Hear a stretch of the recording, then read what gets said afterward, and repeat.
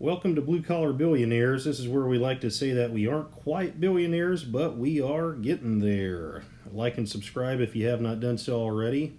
I'd like to share with you how we went from one rental property to 7 rental properties in 2 years' time.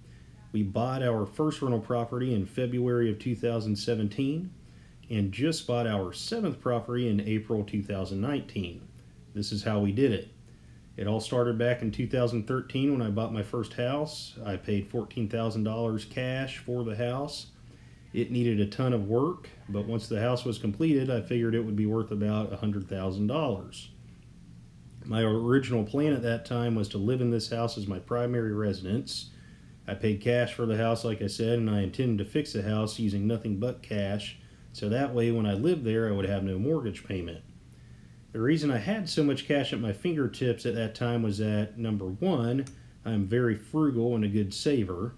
And then number two, I was also living at home with my parents at that time, so I had no bills. My parents were kind enough to let me stay at home for free while I lived with them and save up the cash. So living at home, having little or no bills was a huge help saving up that cash.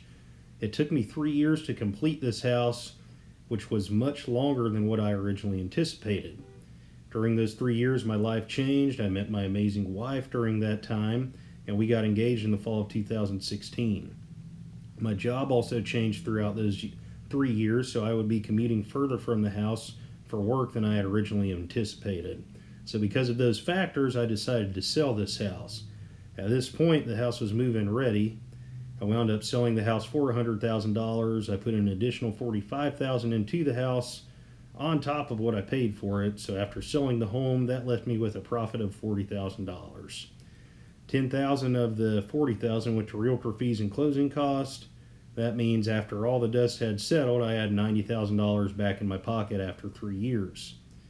I sold the home in December of 2016, and I now have this $90,000 sitting in my bank account, and I wasn't sure what to do with it. I knew I wanted to invest some money in some form or fashion. I just wasn't sure how I wanted to invest it. I work in banking and considered investing it in the stock market. I also considered buying real estate with it again, but I knew I did not want to flip a property this time. I wanted to purchase a rental property. My dad had flipped houses and bought rental properties for the last 20 years. I had helped him a lot with his properties growing up, so that's how I got the idea to buy my first house. So being around real estate so much, I was comfortable with real estate. My wife had some friends that owned vacation rentals, and when I heard what success they had with vacation rentals, I will say it did interest me, but once I did my research, I didn't want to get into the rental world starting out just in vacation rentals. I wanted to try residential first. I was unsure about getting back into real estate though, because my first house took so long to complete. That time and energy it took me made me very wary of real estate. But my wife encouraged me to give real estate a try, and with her encouragement, we found our first property and bought it in February 2017. My dad, he buys small 2-bed, 1-bath homes that are around 100 years old, and he rents them out. In our part of the country, we were able to buy these properties for $20,000 or less. That is the type of property that my wife and I first decided to buy. It was a 2-bed, 1-bath home that was about 100 years old. It was in good shape. It was sturdy. The plumbing and electrical had been all updated by the previous owner. It was a little ugly on the inside, but all that means is it needed some paint. We paid $14,000 for the property. We fixed it up ourselves and doing all the repairs ourselves, and it only cost us $2,000 to repair the property and get it rent ready. After purchasing the home, it took about 2 months to get it rent ready. And once it was rent ready, we put the property on Craigslist. And we put it on Craigslist on a Saturday night, and by Tuesday evening, we had signed a lease with our new tenants, renting the property for $550 a month. It felt so good to get those first few rent checks in our hands. It felt good because we earned it ourselves. It took a little more work than getting paid by a regular 9-to-5 job, but once you got that first check, you knew that money was in your hands because of you. I loved that feeling, and I was hooked ever since. When I bought my first rental, I made it a rule that I would not buy a second rental until the first rental was finished and had a tenant in it. Once that happened, I bought property number 2. It was a home that was located directly behind my first rental. It was on the market for a while. I called the realtor who had the property listed and scheduled a showing. I went through the property and it was amazing. It needed no work. It was a turnkey property, basically meaning all I had to do was buy it and get a tenant in there. I offered $9,000 less than the listing price, and the seller countered back at $2,000 above my offer. I accepted the counter and got the property for $17,500. It was amazing to get property number 2. I had it rented out just 2 weeks after closing, bringing in another $450 a month in rent.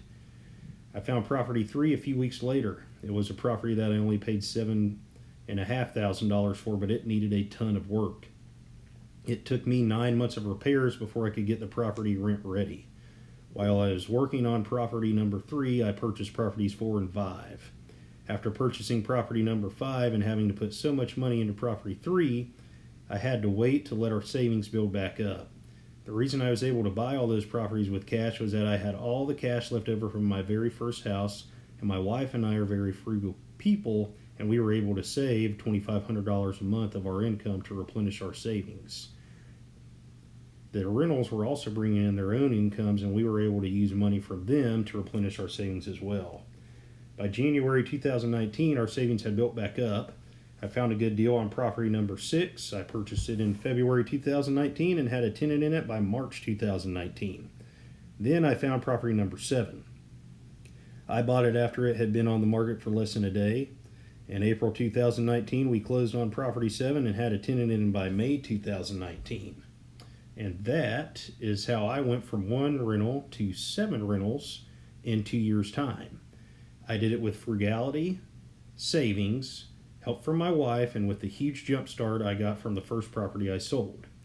You can do it too. Just know that it is hard to be frugal and save sometimes when others are spending their earnings on vacations, cars, house payments that are above their means, and other material goods.